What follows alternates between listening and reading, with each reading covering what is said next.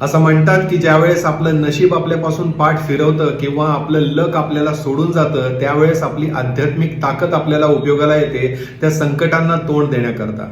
आपल्या आध्यात्मिक उपासनेची शिदोरी आपल्या कामाला येते त्या संकटांना तोंड देण्याकरता आणि पुन्हा एकदा उभं राहण्याकरता.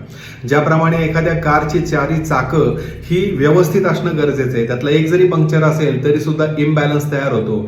त्याप्रमाणे आपली सप्तचक्र जी आहेत शरीरामधली ती देखील बॅलन्स असणं खूप महत्वाचं आहे.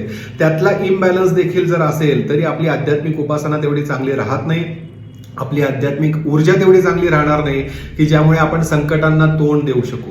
तर संकटातनं बाहेर येण्याकरता आपल्या सप्त चक्रांना व्यवस्थित करण्याकरता बॅलन्स करण्याकरता ही सप्तचक्र माळ उपयोगाला येऊ शकते.